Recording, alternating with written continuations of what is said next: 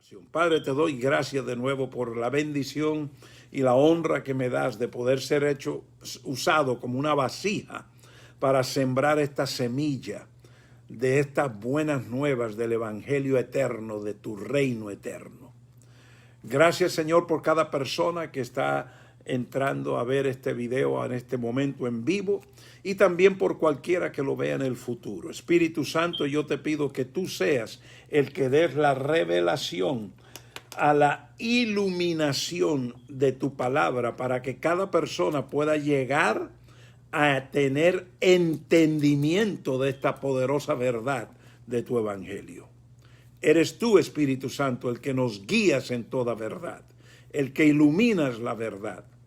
Úsame, Espíritu Santo, como vasija del Padre y del Hijo en esta noche, en el nombre de Jesucristo y en el poder del Espíritu Santo. Amén.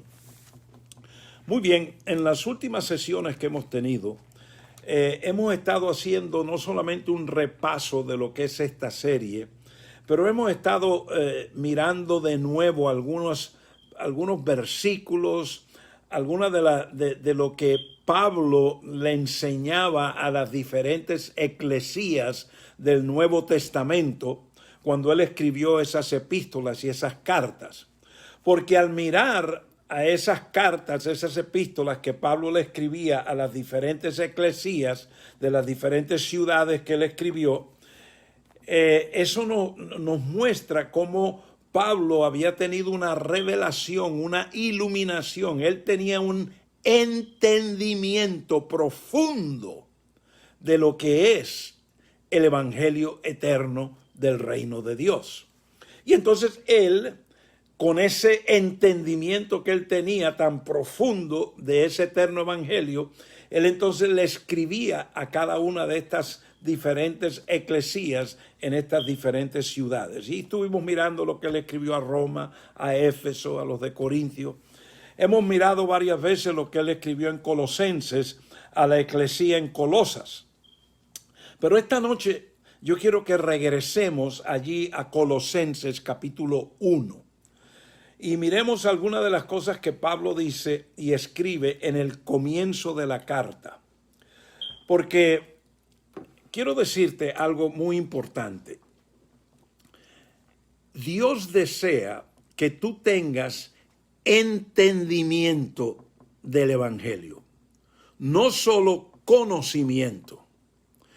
Hay una gran diferencia en tener conocimiento de algo y en tener entendimiento de algo. Hay muchas cosas que yo conozco y conozco pero no tengo entendimiento profundo yo mismo de cómo eso que tengo conocimiento verdaderamente funciona.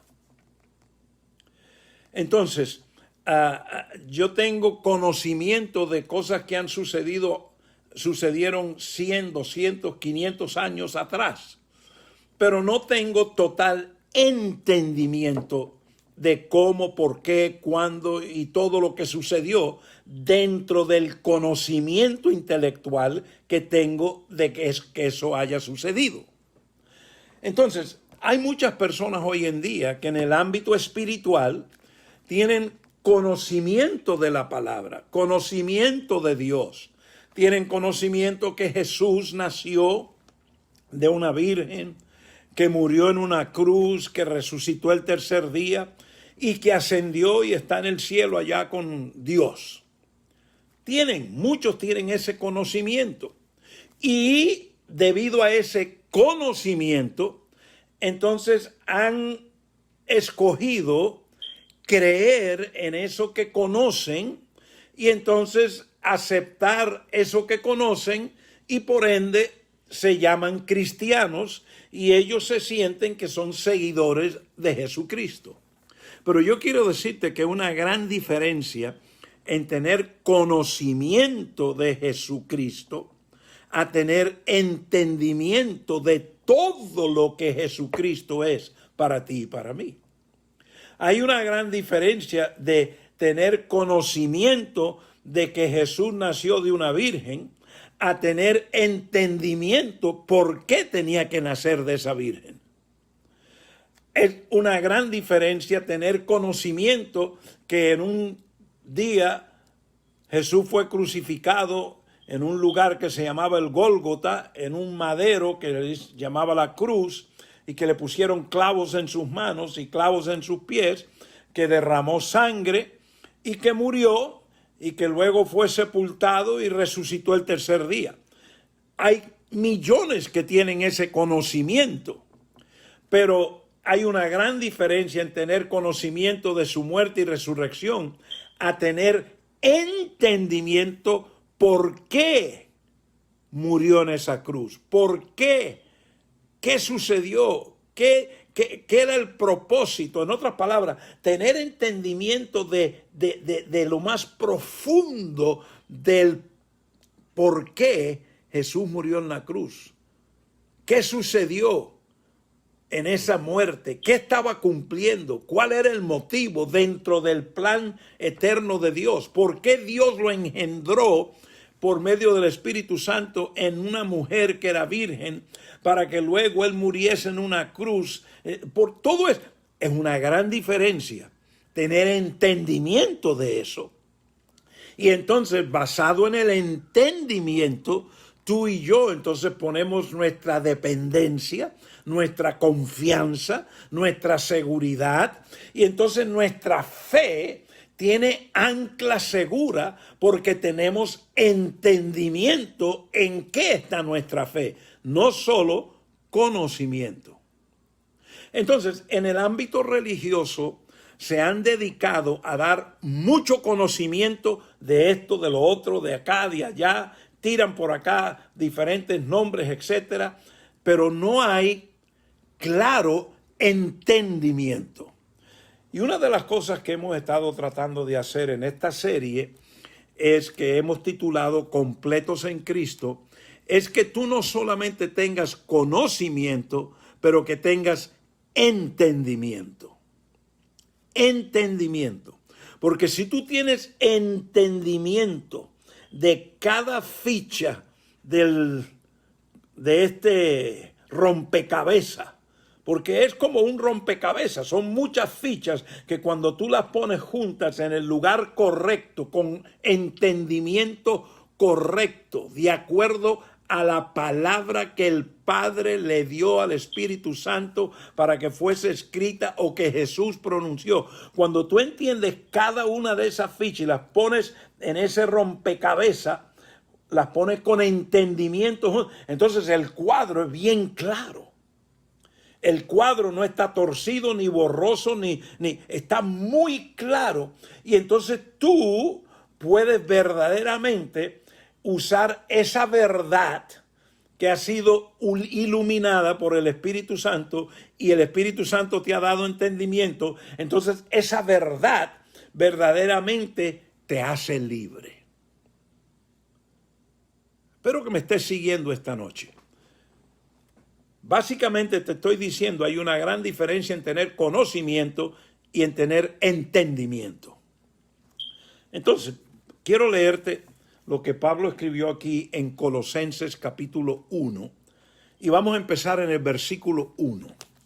Y vamos a ver, y mi oración es que el Espíritu Santo te dé esta noche, o si tú ves este video en un futuro, cuando sea que lo estés viendo, que te dé entendimiento, no solo conocimiento, pero entendimiento, para que donde tú estás espiritualmente en este momento, ese entendimiento te ayude a solidificar tu fe, tu dependencia, tu confianza en tu Señor Jesucristo y en tu Salvador Jesús. Vamos a leer ahora. Colosenses capítulo 1, empiezo en el versículo 1 en adelante. Pablo, apóstol de Jesucristo, por la voluntad de Dios, y el hermano Timoteo. Noten que él dice apóstol de Jesucristo. Él no dice apóstol de Jesús. Él dice apóstol de Jesucristo. Él a propósito, inspirado por el Espíritu Santo, él aquí pone el nombre Jesucristo, porque esto es importante. Pablo está hablando después del Calvario, después de la cruz. Él está hablando y enseñando aquí, y él está escribiendo esta eclesía en Colosa, dentro del contexto del nuevo pacto, no del antiguo pacto. Entonces él está usando un vocabulario del nuevo pacto. Y por eso él dice, apóstol de Jesucristo, por la voluntad de Dios, y el hermano Timoteo. Y entonces mira lo que dice el versículo 2. A los santos y fieles hermanos en Cristo que están en Colosas. Ahora yo quiero que paremos un momentico, porque en este versículo, a estos hermanos, a esta eclesía, este grupo que se está congregando en diferentes lugares en esta ciudad que se llama Colosas, no era que había una sola congregación. En Colosas habían más de 200 congregaciones cuando Pablo escribió eso es lo que nos dicen, ¿no? Yo no te puedo dar con certeza, yo no estaba ahí contándolas. Pero se nos dice que aproximadamente ya cuando Pablo estaba escribiendo esta carta ya existían muchas congregaciones, muchos grupos que se estaban reuniendo en esta ciudad de Colosas. Pero Pablo, como todos están en una fe, en un mismo espíritu, en una misma verdad, en un mismo Padre, no había la división que existe hoy en día religiosa. Entonces Pablo le está escribiendo a toda la eclesía en Colosas, a todas las congregaciones, él las ve como una. Y entonces él le llama a ellos en el versículo 2 a los santos. Santos. ¿Te has preguntado alguna vez por qué Pablo llama a los de Colosas santos? Te someto a considerar que en otras cartas que él escribió, su saludo al principio de la carta es muy parecido a este. Él le llama a ellos también santos. Si tú vas por ejemplo, vayamos a Primera de Corintios, deja el dedo ahí en Colosenses 1, y vayamos a Primera de Corintios, el capítulo 1, los versículos 1 y 2, y ahí vemos que Pablo hace exactamente lo mismo en su saludo. Nada diferente casi. Vamos a leerlo un momentico. Primera de Corintios, capítulo 1, versículos 1 y 2. Mira lo que dice aquí. Primera de Corintios 1, 1 y 2. Pablo, llamado a ser apóstol de Jesucristo por la voluntad de Dios, y Sóstenes, nuestro hermano.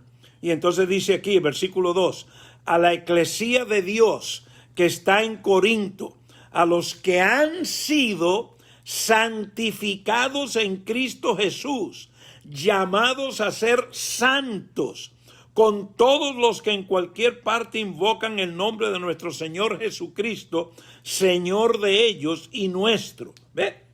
Es más, él aquí habla un poquito más profundo todavía. No solamente los llama santos, sino que dice a los que han sido santificados. Déjame leerte otra vez, versículo 2. A la eclesía de Dios que está en Corinto, a los que han sido santificados en Cristo Jesús, llamados a ser santos.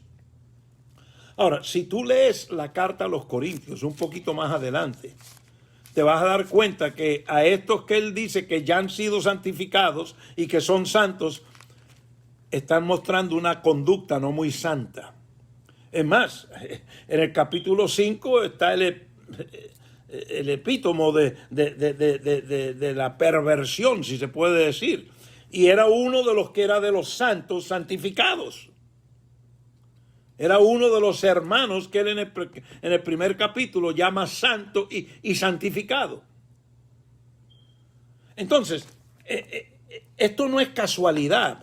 Pablo no es que está usando palabras aquí elocuentes o palabras así para impresionar o para que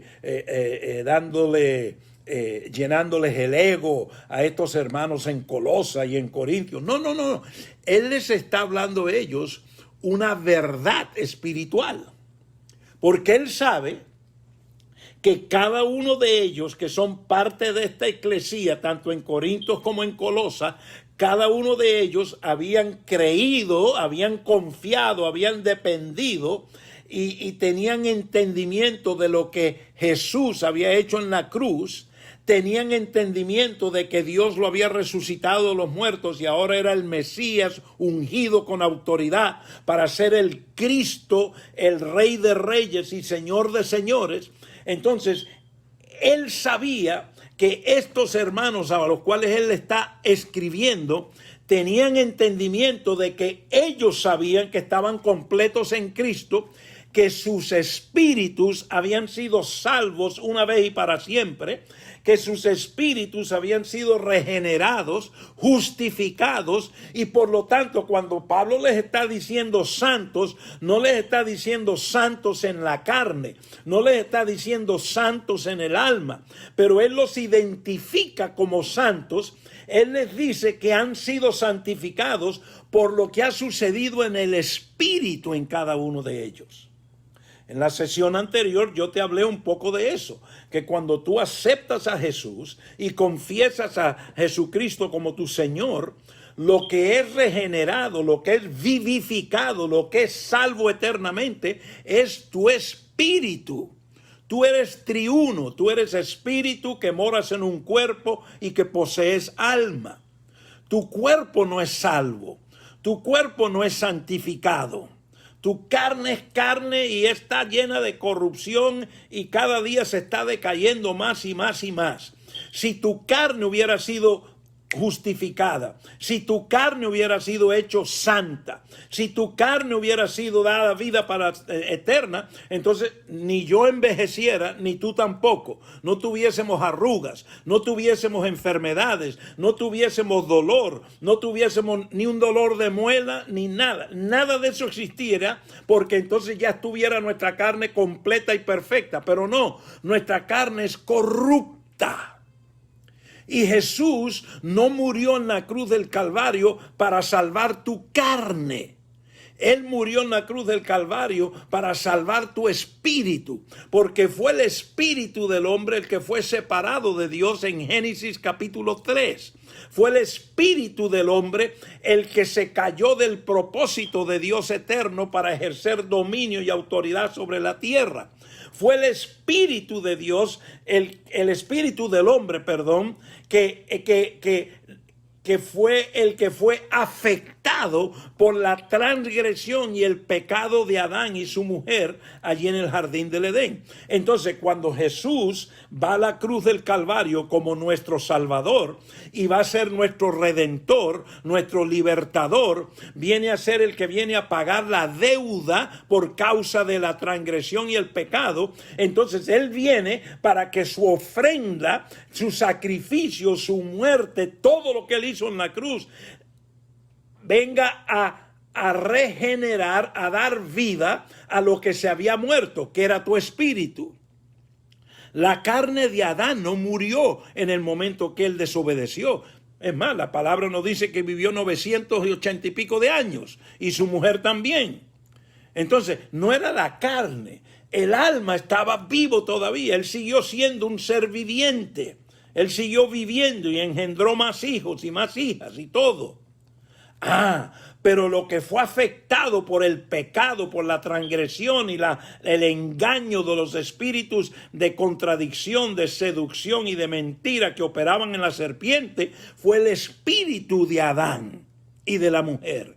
Entonces, cuando Jesús muere en la cruz del Calvario y resucita el tercer día y Él es justificado, entonces es para que tu espíritu y mi espíritu sean justificados, sean hechos santos, se ha hecho completo, se ha hecho nuevo, nuestro espíritu es regenerado, vivificado, y ahora Él puede venir y morar en nosotros, en nuestro espíritu. No tiene nada que ver con la carne y el alma. Eso es algo diferente que va a tener otro proceso que Dios tiene para tu alma y para tu carne. Entonces, cuando Pablo le está escribiendo aquí a Colosas, a esta eclesía, por eso él usa ese vocabulario, igual con Corinto, igual lo hizo con otras eclesías en el Nuevo Testamento. Él usó el mismo vocabulario. Pero acuérdate, lo que él está diciendo, ya han sido santificados, es el espíritu de ellos. Cuando él les dice santos, es porque él los ve a ellos en el espíritu, los ve santos. Sigamos leyendo lo que él dice aquí. Sigamos leyendo. Versículo 3. Perdón, terminamos el 2 diciendo, gracias a vosotros y paz de parte de Dios nuestro Padre. Versículo 3 y 4. Damos gracias a Dios, el Padre de nuestro Señor Jesucristo, orando siempre por vosotros, al oír de vuestra fe en Cristo Jesús y del amor que tenéis por los santos, a causa de la esperanza reservada para vosotros en los cielos, de la cual oísteis antes en la palabra de verdad, el evangelio. Esto es poderoso. Y por eso yo quería que fuéramos aquí esta noche.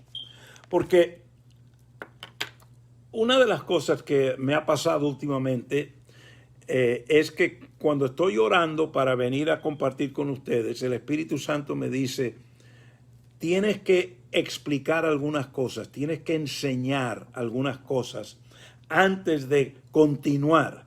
Hay que poner más fundamento, porque a muchos les es difícil entender, tener entendimiento y convicción de la verdad del evangelio del nuevo pacto, porque la tradición religiosa, el vocabulario de la tradición religiosa, los cánticos religiosos, las oraciones religiosas, lo que escuchaste hoy mismo que se estuvo predicando por muchos lugares, ha influenciado y no ha permitido que mi pueblo, eso es lo que el Espíritu Santo me ha estado diciendo, de que mi pueblo tenga entendimiento de la verdad del evangelio. Hoy en día, tú hablas con cualquier persona de cualquier sistema religioso y ellos te van a decir que ellos tienen la verdad. Yo no he hablado con el primer religioso que representa un sistema que no me diga que ellos no tienen la verdad. Es más, yo recuerdo un compañero que tuve aquí por un tiempito porque él estuvo con nosotros como 3 o 4 meses y luego regresó de donde había salido. Y él mientras estuvo con nosotros dijo, yo sé que he sido iluminado con la verdad. Y un día hablando conmigo, él me dice, yo estoy aprendiendo muchas cosas diferentes. Yo me gradué del seminario de la denominación donde fui pastor por 15 años y yo aprendí muchas cosas. Y una de las cosas, yo sabía que nosotros teníamos la verdad y que por eso es que habíamos crecido por todo el mundo. Y entonces él me decía, ¿no? Y ahora que estoy aprendiendo algunas cosas diferentes, pues yo veo que están en la Biblia y son muy buenas y todo. Pero yo sé, aunque ya yo salí de allí, yo sé que allí tienen la verdad. Pues tú sabes lo que pasó. A los 3 o 4 meses le ofrecieron más dinero, ¡pum! Y se fue para allá. Y allá está. Yo lo oigo de vez en cuando predicando allá en la iglesia de la verdad. Porque para él, ahí es que está la verdad.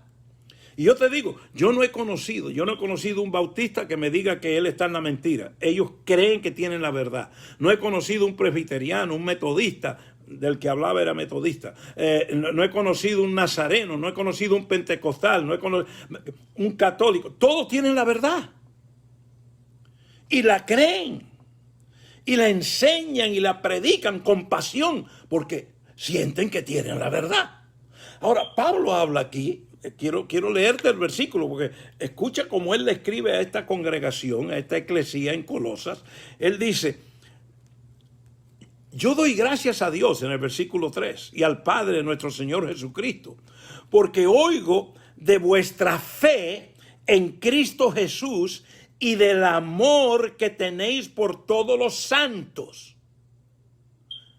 Y entonces dice en el versículo 5, a causa de la esperanza reservada para vosotros en los cielos, de la cual oísteis antes en la palabra de verdad, el evangelio. Él entonces no identifica que el evangelio es el evangelio de Pablo. Él no identifica que el evangelio es el evangelio de Timoteo. Él menciona a Timoteo en el versículo 1. Él no identifica el evangelio como el evangelio de los del camino, porque así era que se llamaban en el Nuevo Testamento, en el libro de los Hechos. Todos los que aceptaban a Jesús eran conocidos como los del camino. No, él no le da un nombre terrenal al evangelio, sino que él dice que este evangelio de verdad, en el versículo 5, es el evangelio, las buenas nuevas. ¿Cuáles buenas nuevas? Las únicas que han existido desde antes de la fundación del mundo. Sigamos leyendo. Pero noten que él da gracias a Dios porque él sabe que estos hermanos en Colosas tienen su fe, tienen su dependencia, tienen su seguridad en Jesucristo. Y en todo, ellos han llegado a tener entendimiento en toda la herencia que hay en Jesucristo. ¿Dónde tiene Jesucristo esa herencia? En los cielos. Aquí no está diciendo de que la eclesía de Colosas va a ir al cielo. No, que la herencia está allá y en Jesucristo, porque Jesucristo está sentado a la diestra del Padre en el tercer cielo. Jesucristo allí tiene la herencia que nos ha preparado y nos está dando para el eterno propósito de Dios. Entonces, sigamos leyendo. Vuelvo a leer el versículo 5 porque es importante. A causa de la esperanza reservada para vosotros en los cielos, de la cual oísteis antes en la palabra de verdad, el evangelio. Entonces dice el versículo 6 y 7, que ha llegado hasta vosotros, ¿ve? El evangelio, las buenas nuevas, así como en todo el mundo está dando fruto constantemente. ¿Qué está dando fruto? El evangelio, las buenas nuevas del reino de Dios, del gobierno de Dios. Sigamos. Y creciendo. Así lo ha estado haciendo también en vosotros desde el día que oísteis y comprendisteis o tuviste entendimiento, la gracia de Dios en verdad. Entonces ahora Pablo aquí habla que en la verdad del evangelio está la gracia de Dios. ¿Está qué cosa? La gracia de Dios. Yo te he hablado muchas veces acerca de la gracia de Dios. ¿Qué es la gracia de Dios? Es el poder divino. Es el poder divino donde Dios, con su poder, con su gobierno, con su autoridad, Él desata ese poder sobre tu vida para que entonces tu alma, ahora sí, escúchame, tu alma, tu espíritu ya ha sido santificado. Tu espíritu ya ha sido justificado, por eso es santo.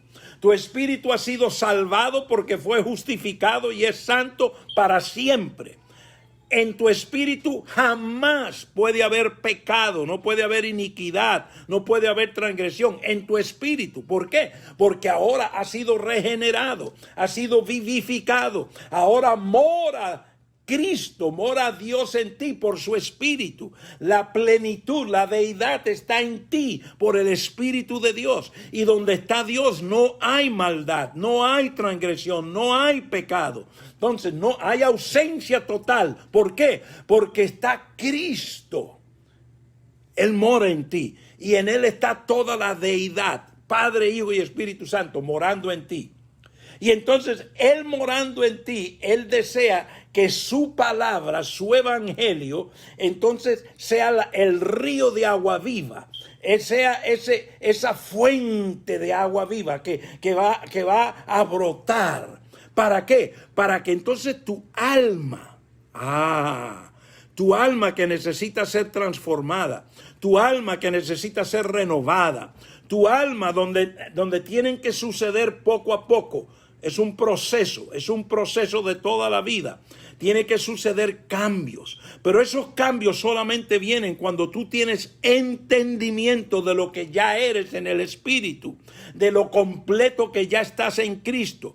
Cuando tú sabes que la justicia de Dios ya te justificó y te declaró santo, salvo, perfecto y completo en Cristo, en tu espíritu. Cuando tú tienes esa seguridad, cuando tú tienes esa convicción, entonces Cristo y su palabra, su verdad que está en ti, pueden entonces empezar a dar el fruto del Espíritu en tu vida. Porque ahora entonces el Espíritu que está en ti empieza a tener un proceso con tu alma, con tu mente, con tus pensamientos, con tus emociones, con tus sentimientos y sobre todo con tu libre albedrío en lo que tú escoges y decides y eliges hacer. Ese es el poder. Y ese poder del Espíritu con la verdad que hace eso en tu alma, ahí en ese poder está la gracia de Dios. Está el amor de Dios. Está la misericordia, la compasión, la piedad de Dios. ¿Y qué es esa gracia? Que aunque Dios sabe tus pensamientos, aunque Dios sabe la iniquidad de tu carne, que tu carne está corrompida, que tu carne desea, los deseos de tu carne no son buenos, tus pensamientos son afectados por esa carne, tus ojos lo que ven, tus oídos lo que escuchan, aún tu boca lo que confiesa y habla. Dios sabe que todo eso viene del reino de la tiniebla que está gobernando tu carne. Pero en la autoridad del Espíritu quiere hacerte libre. Y la autoridad del Espíritu quiere hacerte libre por la verdad del Evangelio, no por el legalismo religioso, no por las normas, ni doctrinas, ni teologías del sistema religioso, como te decía hace un rato, el cual yo nunca he conocido uno que no digan que tienen la verdad. Es más, algunos se jactan tanto que tienen la verdad, que dice que solamente ellos van a ir al cielo, son los únicos. Todos los otros vamos a quedarnos aquí en la tierra quemándonos porque ellos son los únicos que tienen y testifican la verdad porque cumplen y hacen ciertas... No, eso es justificación por obras. Esas son obras muertas. Eso es usurpar la gracia de Dios. Eso es usurpar el poder eterno de la misericordia de Dios. Eso es usurpar ilegítimamente lo que Dios ya desde antes de la fundación del mundo tenía establecido para salvarte, para justificarte, para santificarte. Y por eso la religión viene con los engaños. La religión es la serpiente de hoy en día. Y lo triste es que la religión se manifiesta donde ellos dicen que ahí está Dios. Aquí está la presencia de Dios. Y entonces enseñan todo lo que es opuesto a la verdad presente. ¿Qué fue lo que dije ahora? La verdad presente. Quiero llevarte un momento, pon tu dedo ahí en Colosenses 1 porque vamos a volver, pero yo quiero que vayas conmigo a Segunda de Pedro, y vamos a ir allí al capítulo 1 de Segunda de Pedro. Pedro escribió estas 2 epístolas como apóstol de Jesucristo también, y en el capítulo 1 él escribe algo muy poderoso.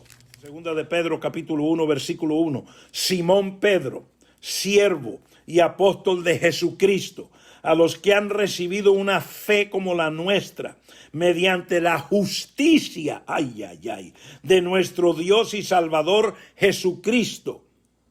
Esto es poderoso, este saludo. Ahí en ese saludo Pedro ha predicado el Evangelio.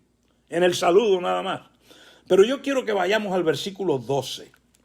Y tú puedes leer todo el capítulo, sabes que a mí me gustan las cosas en contexto, lo que pasa es que por el tiempo, pues tengo que brincar al 12. Es más, vamos a empezarlo en el versículo 10, para que vea cómo está rodando el vocabulario de Pedro aquí en esta epístola. Segunda epístola de Pedro, capítulo 1, empezamos en el versículo 10. Así que, hermanos, sed tanto más diligentes para hacer firme vuestro llamado y elección de parte de Dios, porque mientras hagáis estas cosas nunca tropezaréis, pues de esta manera os será concedida ampliamente la entrada al reino eterno de nuestro Señor y Salvador Jesucristo. Ahora versículo 12, mira lo que dice. Por tanto, siempre estaré listo para recordaros estas cosas, aunque vosotros ya las sabéis y habéis sido confirmados en la verdad que está presente en vosotros. Ahora, quiero traerte este punto aquí en los últimos minutos que nos quedan esta noche, porque aquí Pedro, a propósito, hace una distinción y él dice en la verdad presente. Yo quiero que tú sepas que este libro que se llama la Palabra de Dios, la Biblia, está lleno de verdades. Hay verdades desde Génesis 1 hasta Apocalipsis 22. Porque toda la palabra de Dios es verdad, es infalible. Aquí no hay mentira, aquí no hay engaño, es toda verdad. Entonces, toda la palabra de Dios está llena de las verdades de Dios. Ahora, tenemos las verdades de la creación en Génesis 1, capítulo 1. Cómo fue creada la tierra, es lo que sucedió cada día. Tenemos las verdades de cómo el hombre fue creado. Tenemos las verdades de lo que pasó en Génesis 3. Entonces, y así consecuentemente las verdades. Tenemos las verdades de lo que pasó con Noé y el diluvio. Tenemos las verdades entonces de cómo Dios hizo pacto con Abraham. Cómo Dios le prometió un hijo que fuese el heredero, que de él venía la descendencia de este pueblo que sería más grande que las estrellas del cielo y la arena del mar. Y las verdades del pacto que Dios hace con Abraham y su descendencia. Tenemos las verdades que Dios entonces hace con José, hijo de Jacob. Y así tenemos verdades. Luego entonces viene el éxodo del pueblo de Dios, de la descendencia de Abraham, Isaac y de Jacob, de la esclavitud de Egipto. Y ahora salen al desierto.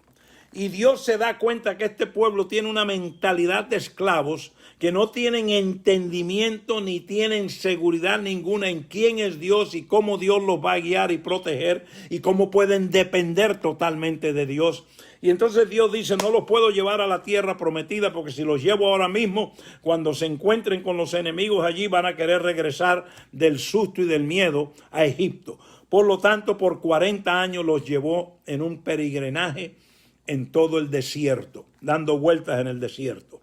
Y en esas vueltas del desierto, Dios le dio a Moisés, que era el líder, para que él le diese al pueblo muchas verdades del antiguo pacto. Le dio los 10 mandamientos, le dio las verdades de las ofrendas, las verdades de los sacrificios, las verdades de la interacción entre uno y otro, las consecuencias.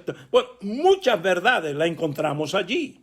Es más, esas verdades llegan a ser como leyes espirituales para no solamente el Israel en el desierto, pero luego el Israel que entra con Josué a la tierra prometida. Y luego la descendencia continúan con... Entonces son verdades. Entonces la Biblia, vemos verdades con los profetas, con Jeremías, con Isaías, con Ezequiel, Oseas, con Nehemías, con los diferentes profetas, Miqueas, Malaquías, todo. Vemos verdades. El salmista nos habla de muchas verdades, los diferentes salmos, proverbios, verdades. Entonces el libro, la palabra de Dios está llena de verdades. Pero hay una verdad que es eterna. No es para el jardín del Edén. No es verdades que sucedieron específicamente con Abraham, con su descendencia, específicamente en el desierto, específicamente en el tiempo de los profetas. Pero hay una verdad que es la verdad del eterno evangelio del reino de Dios. Esa verdad es eterna. Es la misma ayer, hoy y para siempre. Y esa verdad que es eterna, de la cual las otras verdades, escúcheme lo que te voy a decir, de la cual las otras verdades eran tipo, señales y símbolos. Muchas de las verdades del antiguo pacto eran simplemente señales, tipos y símbolos para llevarnos a la única verdad. La Biblia las llama a veces en otro lugar que eran nuestros tutores, era lo que el ayo que nos llevaba, aún la ley, la palabra, el evangelio la llama el ayo que nos llevaba a la real verdad. Entonces, las verdades del antiguo pacto tenían un propósito. No solamente ser verdades presentes en el tiempo que se dieron para las personas que vivían en ese tiempo, pero también fueron verdades que iban apuntando, señalando hacia un destino. Y todas esas verdades del Antiguo Testamento en la ley y en los profetas iban señalando a la verdad del Evangelio que iba a ser revelada en el nuevo pacto. Por eso es que muchas veces cuando tú lees en los evangelios, tú dices para que se cumpliese lo que se profetizó en Isaías, para que se cumpliese lo que fue escrito en los Salmos, para que se cumpliese lo que fue escrito en la ley. ¿Te recuerdas cuando Jesús se encontró con los dos discípulos que iban caminando de Jerusalén a Emaús después de la crucifixión? Dice allí que Jesús empezó a abrir las escrituras y les enseñó todo lo que Moisés, la ley y los profetas decían acerca de él, todo lo que la ley y los profetas decían de él, todas esas verdades, lo que decían de la verdad eterna. La verdad eterna está en Jesucristo. Y entonces ahí es cuando esos dos discípulos dicen, no ardía nuestro corazón cuando Él nos abría las escrituras. ¿Por qué? Porque Él les estaba hablando de la verdad y les abrió las verdades que eran señales, tipos y símbolos para llevarlos a la verdad. Hay una distinción. ¿Por qué les menciono esto? Porque hoy en día mucho del error y mucho del desvío que ha existido del evangelio y de la verdad es porque muchos sistemas religiosos en sus doctrinas y teologías están enseñando las verdades antiguas del antiguo pacto. Lo que era señal, tipo y símbolo lo enseñan como que fuera verdad de hoy. Lo que era para guiarnos a la verdad, lo están enseñando como que es la verdad, y si tú no cumples esto, haces lo otro, no tienes herencia con Dios, no tienes participación con Dios, vas a ir para el infierno y jamás llegarás a ir al cielo. Eso es lo que te enseñan hoy en día. En muchos de los sistemas religiosos denominacionales que existen en la faz de la tierra. ¿Por qué? Porque no saben distinguir en las verdades que eran señales, símbolos y tipos a la verdad del evangelio. Lo que Pablo le escribió a Colosas acerca de ustedes están su fe en la verdad del evangelio. Entonces Pedro, en segunda de Pedro, dice, yo sé de la fe de ustedes y es que ustedes están establecidos, ustedes tienen entendimiento de la verdad presente. Yo quiero decirte que para ti y para mí hoy hay una sola verdad y es la verdad presente. ¿Cuál es la verdad presente para ti y para mí? Nosotros estamos bajo el nuevo pacto. Tú y yo todos hemos nacido después del Calvario. No hay nadie que me está mirando esta noche, aunque tú tengas 100 años de edad. El Calvario sucedió hace 2000. No hay nadie en la faz de la tierra hoy viviendo que tenga 2000 años. Entonces, todos los que me están viendo y escuchando en este momento o en un futuro, todos ustedes nacieron mucho después del Calvario, mucho después de cuando la verdad eterna fue revelada y manifestada en la persona de Jesús y resucitó el Cristo Mesías, Rey de Reyes y Señor de Señores, que es el Jesucristo que está sentado a la diestra del Padre. Entonces tú y yo nacimos después del Calvario. Por lo tanto, tú y yo tenemos que estar establecidos en la verdad presente, no en todas las verdades que eran simplemente señales, tipos y símbolos. No podemos establecernos en el ayo, en el tutor, en lo que nos lleva a lo verdadero. El evangelio de la verdad es el evangelio en Jesucristo. Jesucristo no vivió, no caminó, no nació en el antiguo pacto, en el Antiguo Testamento. Aunque hay mucho anuncio, hay mucha tipología, hay muchos símbolos que nos llevan y nos guían. Es más, desde Génesis capítulo 3 ya empieza a manifestarse la tipología, las señales y los símbolos que nos empiezan a guiar al Salvador y al Señor de señores, Jesucristo.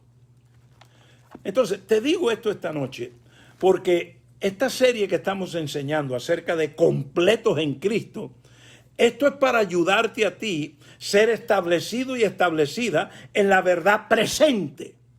Y para que los espíritus engañadores que están usando la religión y las doctrinas y las teologías y todo un montón de tonterías y baberas que se está enseñando hoy en día, no te desvíe, no te lleve y no te arranque, no sean arraigados de donde Dios te tiene sembrado en la verdad presente, en el evangelio de la verdad. Jesús dijo, la verdad te hace libre. Pero para que la verdad te haga libre, tú tienes que tener entendimiento de la verdad. Entendimiento, no solo conocimiento.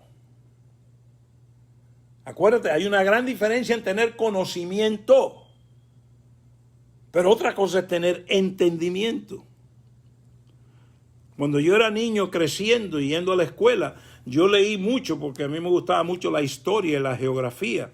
Y yo leí mucho de Europa y de Francia y de Alemania y de los países escandinavos y de Grecia y de Asia. Y yo tenía conocimiento de todo eso, pero yo no tenía entendimiento. ¿Sabe cuándo vine a tener entendimiento? Cuando fui a Francia, cuando fui a Italia, cuando fui a los países escandinavos, cuando estuve mucho tiempo en Noruega, cuando fui a España, cuando fui al Asia, cuando fui a la China, cuando fui a las Filipinas, cuando fui a Japón, cuando fui a la India, cuando fui al África, entonces allí empecé a tener ¿qué? Entendimiento. Y entre más, en algunos de esos países, entre más fui, llegué a tener mucho más entendimiento de lo que era la cultura, de lo que era la historia, mucho más. Pero antes, cuando era chico, yo tenía conocimiento. Dios desea que tú y yo seamos establecidos en la verdad presente. Y la verdad presente para ti y para mí es una sola. Es el evangelio eterno de Jesucristo, no el del antiguo pacto, sino el del nuevo pacto.